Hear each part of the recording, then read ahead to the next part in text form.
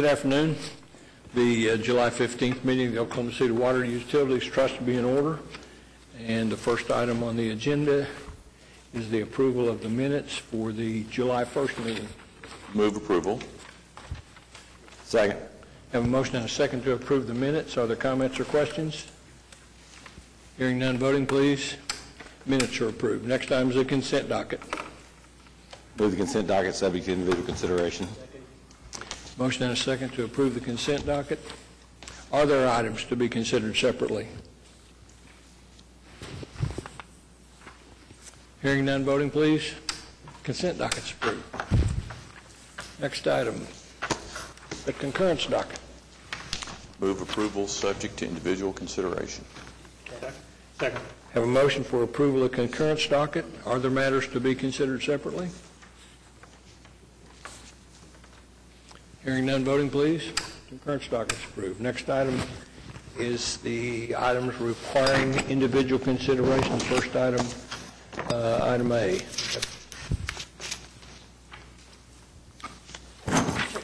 Mr. Chairman, this afternoon we present a draft rate ordinance for your consideration. This deals with direct charges to customers of all classes. It, for the first time, establishes inclining block rate structures for Oklahoma City.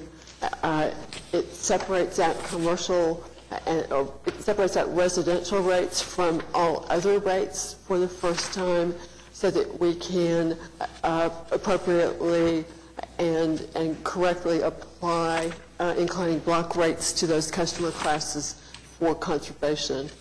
It sets base rates. The average change for a residential customer is $2.88 for the first year. That's about 5.6%. We're happy to answer questions. Are there questions or comments concerning the resolution? Move approval. Second. I have a motion and a second to approve item 5A.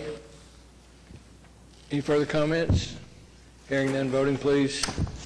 5A is approved. Council, I just want to point out, I really think this has been a good process. I think we've had good involvement with the council or with the trust as we've gone forward. And, you know, we haven't all agreed on every point as we've gone forward, and we've made some good compromises. And I think we've got some checks in the future as we to come back and review some things. This is kind of hard. And I don't know, you know, I'm not sure we don't know, we'll never know if we made all the right decisions on it, but we'll hopefully have the processes in to have the appropriate checks as we go forward. I think as we've seen in the last couple of years, many cities and water utilities in general, in the Southwest particularly, goes through significant surprises and loss of revenue because of inclining blocks when the drought went into effect and they went to extreme conservation measures, as many have had to further west and south of us.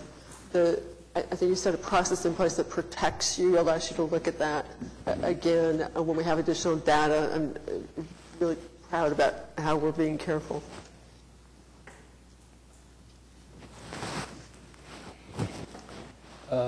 Item B. Move approval. Second. A motion and a second on item B. Are there comments?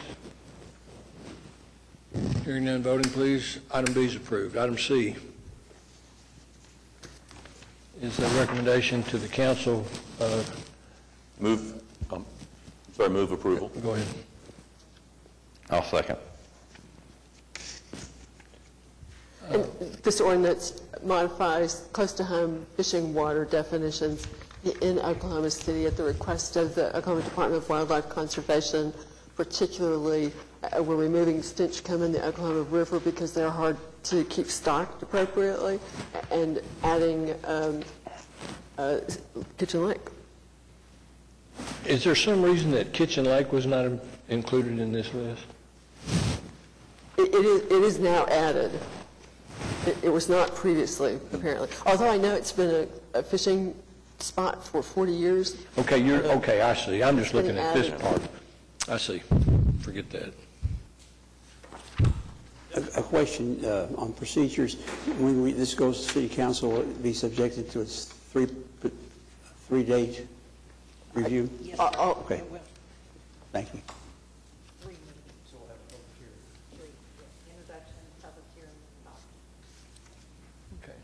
We have a motion on item C. Yes, move approval. We have a motion and a second to recommend item C to the council. Voting, please. Item C is approved. Item D, is there a need for executive session? No, sir. Do you have a Move we motion to strike. strike? Second, do I have a second? Voting, please. Items from trustees.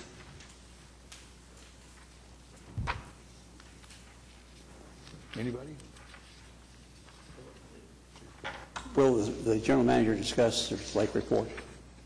Sure, happy to.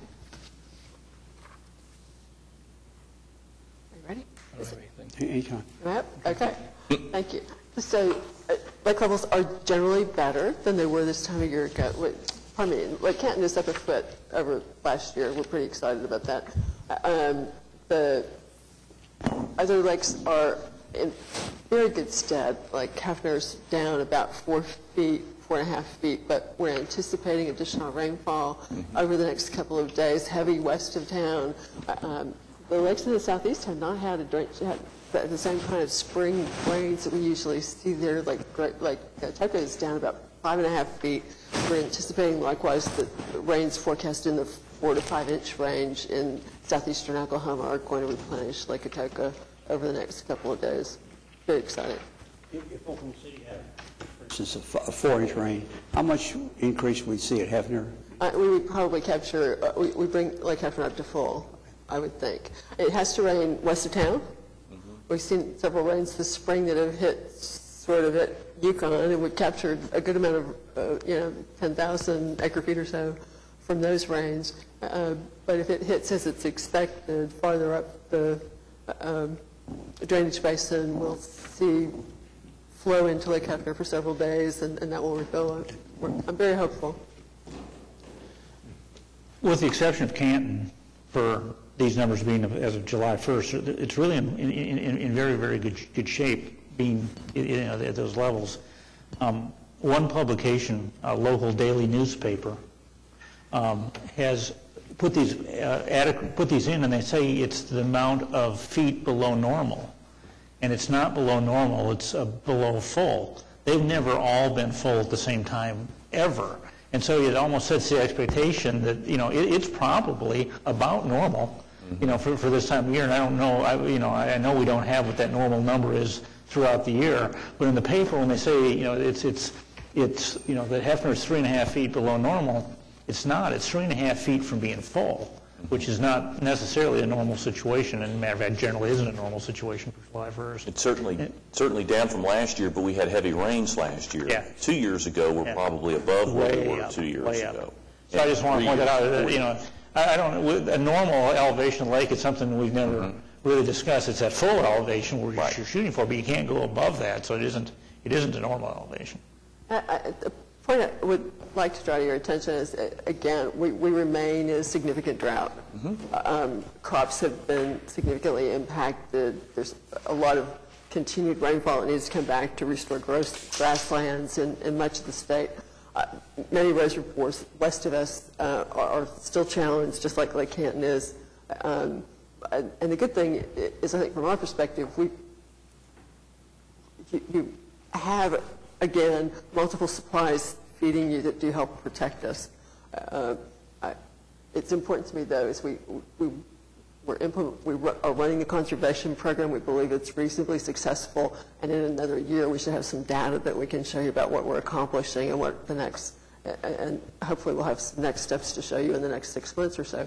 But the truth is, it's a drought even if it doesn't look like one.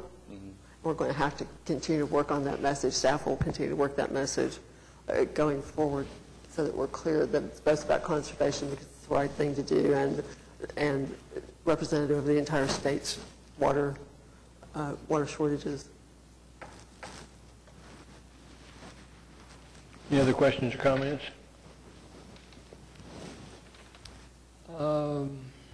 Citizens to be heard? Hearing none, we're adjourned.